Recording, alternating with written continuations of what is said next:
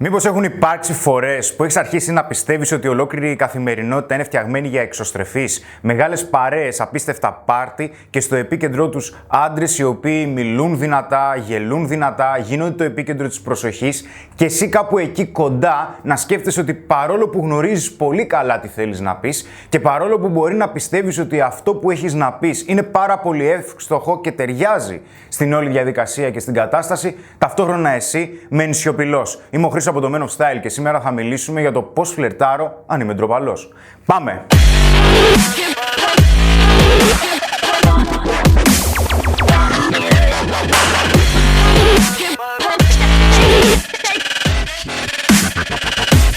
Ο πιο συνηθισμένος λόγος που είμαστε ντροπαλοί σε κάποιες καταστάσεις είναι γιατί φοβόμαστε να εκτεθούμε σε κάποιο συγκεκριμένο κοινωνικό περιβάλλον. Μα οι λόγοι μπορεί να είναι ακόμα περισσότεροι. Μπορεί να είναι έλλειψη αυτοπεποίθησης, μπορεί να είναι ότι αισθανόμαστε κατώτεροι σε σύγκριση με την συγκεκριμένη κατάσταση που βρισκόμαστε ή με τους ανθρώπους που είναι παρόντες, ή μπορεί να έχουμε έλλειψη βασικών κοινωνικών δεξιοτήτων. Όπως και να έχει, η συγκεκριμένη ντροπή, βασικά το να αισθανόμαστε ντροπαλοί, οφείλεται σε ένα είδος φόβου. Και αυτός ο φόβος έχει να κάνει με το ότι ανησυχούμε για το αν εκφραστούμε, μας ασκηθεί κάποια αρνητική κοινωνική κριτική. Αν δηλαδή οι άλλοι γελάσουν με αυτό που θα πούμε ή ενδεχομένως μας μειώσουν. Ωστόσο, όλο αυτό το παιχνίδι παίζεται πάντα μέσα στο μυαλό μας. Και όσο περισσότερο μένουμε μέσα σε αυτό το συγκεκριμένο νοητικό πλαίσιο, τόσο περισσότερο κλεινόμαστε στον εαυτό μας και κυρίως δεν περνάμε καλά. Πάμε τώρα να δούμε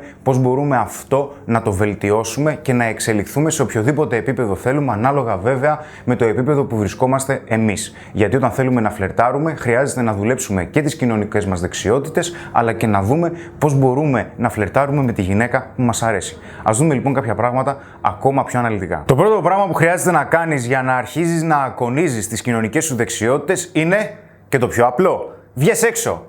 Βρες λόγους, δημιούργησε λόγους για να βγεις έξω από το σπίτι. Όσο περισσότερο κάθεσαι μέσα στο σπίτι με τον εαυτό σου, κάτι το οποίο δεν είναι απαραίτητα κακό, δεν είναι απαραίτητα να είσαι εσωστρεφής, γιατί και εγώ πάρα πολλές φορές είμαι εσωστρεφής και χρειάζεται εδώ πέρα να πούμε τη συγκεκριμένη διαφορά που υπάρχει ανάμεσα στους εσωστρεφείς και στους εξωστρεφείς. Οι εξωστρεφείς περνούν καλά και μόνοι τους και με τον κόσμο. Απλά χαλαρώνουν, ηρεμούν όταν είναι περισσότερο μαζί με κόσμο. Όταν κάποιος είναι εσωστρεφής, περνάει καλά και μόνος του, περνάει ή μπορεί να μάθει να περνάει καλά και με τους άλλους, αλλά αναρρώνει και αρχίζει και αισθάνεται καλύτερα με τον εαυτό του, τα βρίσκει περισσότερα με τον εαυτό του όταν είναι μόνος του. Και κανένα από τα δύο δεν είναι απαραίτητα κακό ή καλό. Είναι τι δουλεύει για εσένα, τι δουλεύει για εμένα, τι δουλεύει για τον οποιονδήποτε.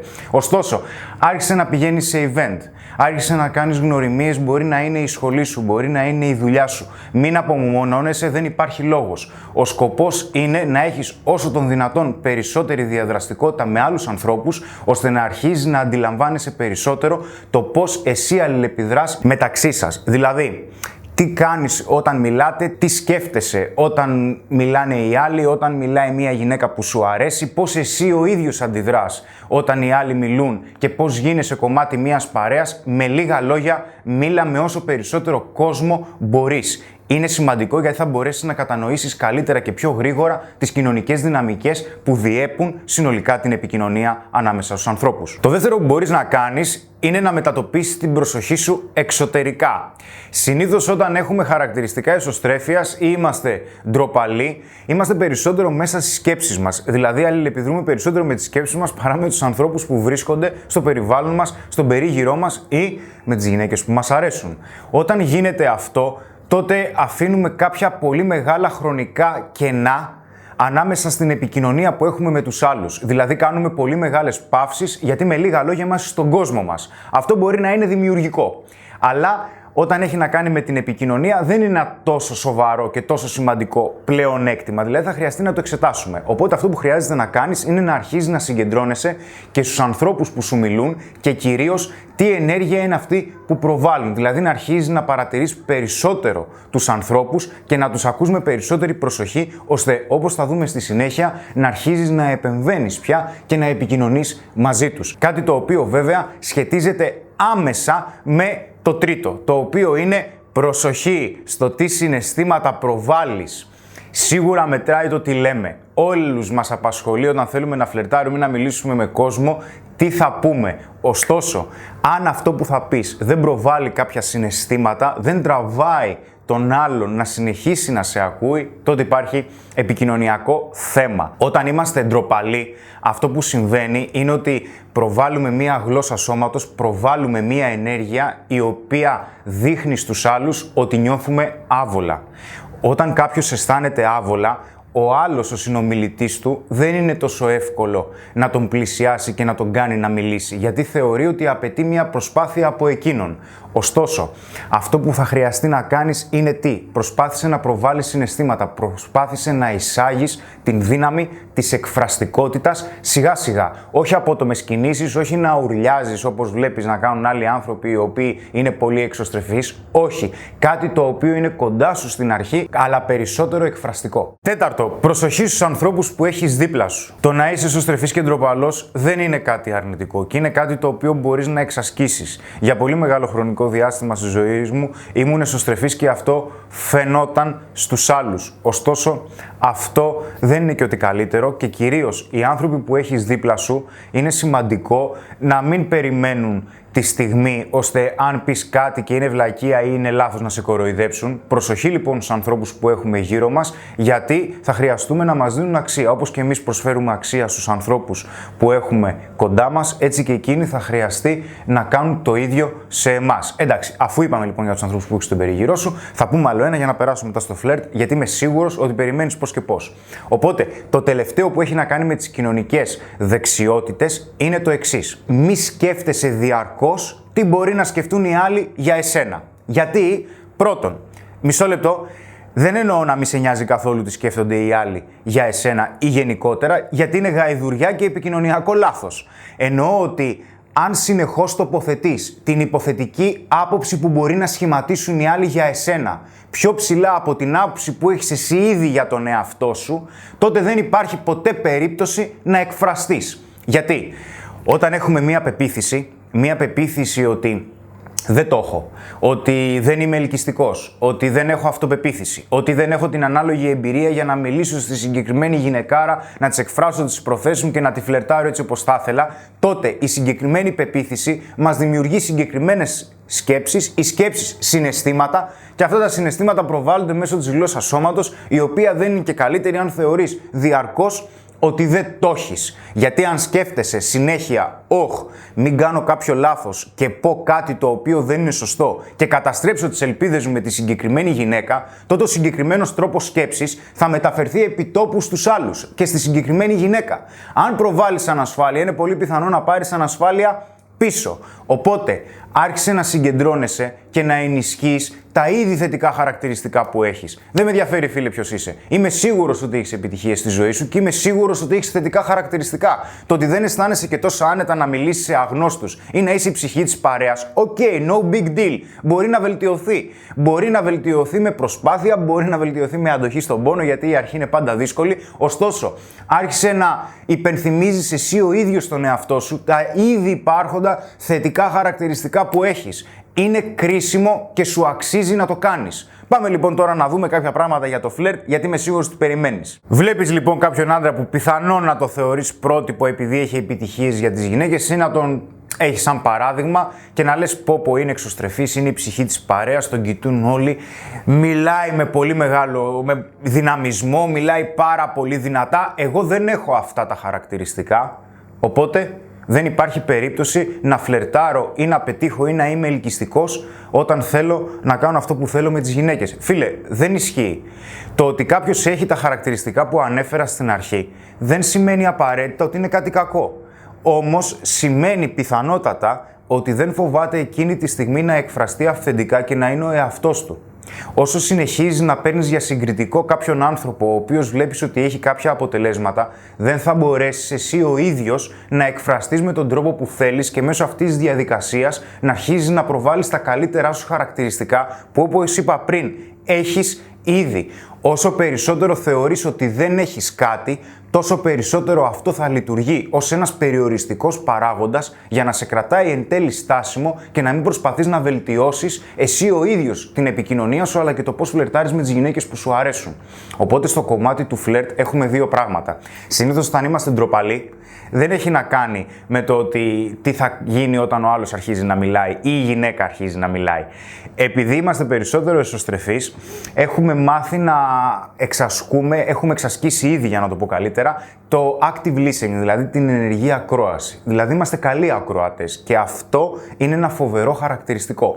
Εκεί που αρχίζει και κλονίζεται το σύμπαν είναι όταν χρειάζεται να μιλήσουμε εμείς. Οπότε, στο σημερινό βίντεο θα χρειαστεί να κρατήσεις δύο πολύ απλά αλλά πάρα πολύ σημαντικά tips, πάρα πολύ σημαντικές συμβουλές. Το πρώτο είναι ο τρόπος σκέψης και δεύτερον είναι όταν αποφασίζεις να μιλάς, τι θα πω ρε παιδί μου, για να τα δούμε ένα-ένα. Ας δούμε λοιπόν το πρώτο και το σημαντικότερο που είναι ο τρόπος σκέψης. Το πρώτο και σημαντικότερο πρόβλημα που δημιουργείται είναι ότι έχουμε έναν τρόπο σκέψης όταν θέλουμε να φλερτάρουμε μια γυναίκα που μας αρέσει, που μας επικοινωνεί τι? Ό,τι κι αν κάνω, δεν υπάρχει περίπτωση να της αρέσω. Τέλος. Είναι σαν να πυροβολείς τον εαυτό σου στο πόδι. Ακόμα, θεωρείς από τη μία ότι θα ήταν ωραίο να μιλάς περισσότερο, αλλά υπάρχει και το παράδοξο ότι δεν θα ήθελες. Δεν χρειάζεται να μιλάς συνέχεια. Δεν χρειάζεται να είσαι κάποιος ο οποίος προβάλλει κάτι το οποίο είναι ψεύτικο. Δεν χρειάζεται. Χρειάζεται αρχικά να αποδεχτείς τα θετικά σου χαρακτηριστικά και να αρχίζεις να τα προβάλλεις. Γιατί? Γιατί όσο περισσότερο σκέφτεσαι ότι αυτό που κάνεις ήδη δεν είναι καλό, φεύγεις από τη στιγμή και κυρίως σταματάς να διασκεδάζεις. Αν δεν διασκεδάσεις με τη γυναίκα, αν δεν περάσεις καλά, δεν υπάρχει πιο ισχυρό πάτημα από το να φλερτάρεις και εν τέλει να φανείς ελκυστικός και να σου φανεί και εκείνη ελκυστική. Για να μάθεις να φλερτάρεις θα πρέπει να μάθεις να αφήνεσαι στη στιγμή και για να αφαιθείς στη στιγμή θα χρειαστεί να εκφραστείς με τον τρόπο που αισθάνεσαι εσύ άνετα. Μπορεί να χρειάζεσαι περισσότερο χρόνο να αρχίζεις να μιλάς. Πάρ' το χρόνο σου, δεν έγινε και κάτι.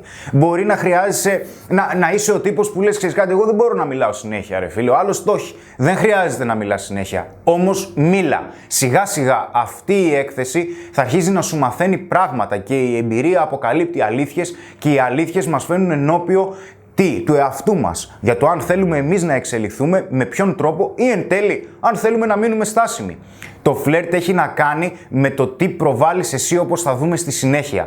Έχει να κάνει με το ότι να περνάς αυθόρμητα καλά. Γιατί? Γιατί όταν περνάς αυθόρμητα καλά είναι ένα φίλτρο για να αρχίζεις να εισάγεις γυναίκες στη ζωή σου οι οποίες περνούν και εκείνες αυθόρμητα καλά και έλκονται με τα χαρακτηριστικά που βγαίνουν από εσένα αυθόρμητα. Δεν χρειάζεται να είσαι κάτι fake, δεν χρειάζεται να είσαι κάτι ψεύτικο για να έλξεις κάποιον. Χρειάζεται όμως να είσαι κάτι το οποίο εσύ ο ίδιος πιστεύεις ότι είναι η καλύτερη εκδοχή σου. Και όταν έρθει η ώρα που η γυναίκα κάνει αυτήν την τρομερή παύση, εγώ τι λέω? Ό,τι θες λες.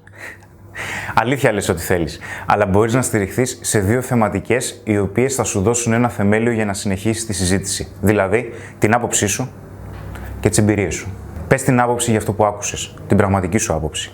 Μίλα για τις εμπειρίες σου και κυρίως αυτό που είναι ελκυστικό είναι ότι μιλάς με πιστικότητα, μιλάς με σιγουριά γιατί μιλάς για τα πάθη σου, προβάλλεις συναισθήματα και δεν σε νοιάζει το αποτέλεσμα.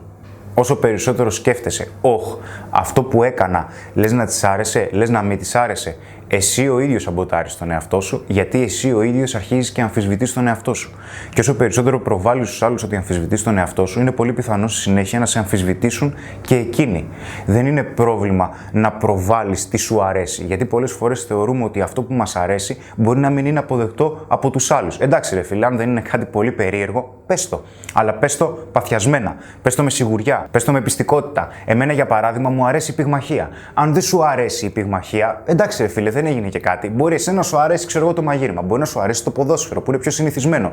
Όταν όμως αρχίζω να σου μιλάω για την πυγμαχία, το οποίο είναι ένα κομμάτι που εμένα με ενθουσιάζει απίστευτα, γιατί μου προσφέρει συναισθήματα, με κάνει να δουλεύω με το μυαλό μου με τρομερό τρόπο, μου προσφέρει πειθαρχία, με γυμνάζει, μου καίει θερμίδες γιατί μου αρέσει να τρώω πάρα πολύ και αν δεν πήγαινα πυγμαχία θα γινόμουν σαν μοσχάρι. Οπότε καταλαβαίνεις ότι όταν αρχίζεις να προβάλλεις τα χαρακτηριστικά σου, αλλά σε ένα επίπεδο λίγο πιο πάνω, με μεγαλύτερη εκφραστικότητα, με μεγαλύτερη θετικότητα, με μεγαλύτερη σιγουριά, με περισσότερο πάθος, και προσπαθείς να το κάνεις και να το εξελίξεις αυτό, τότε θα αρχίζεις να βλέπεις ότι τα πράγματα δεν είναι και τόσο βουνό όσο φανταζόσουν στην αρχή. Φυσικά, όπως έχουμε πει, όταν μας αρέσει μια γυναίκα, οποιασδήποτε και αν είναι οι επικοινωνιακές μας δεξιότητες, πάντα εκφράζουμε τις προθέσεις μας και τις λέμε με τον τρόπο μας ότι μας αρέσει και ότι θέλουμε να την ξαναδούμε. Ελπίζω το βίντεο να σε βοήθησε, γιατί είναι ένα θέμα που με είχε απασχολήσει και εμένα πάρα πολύ όταν ξεκίνησα, γιατί ήμουν και εσωστρεφής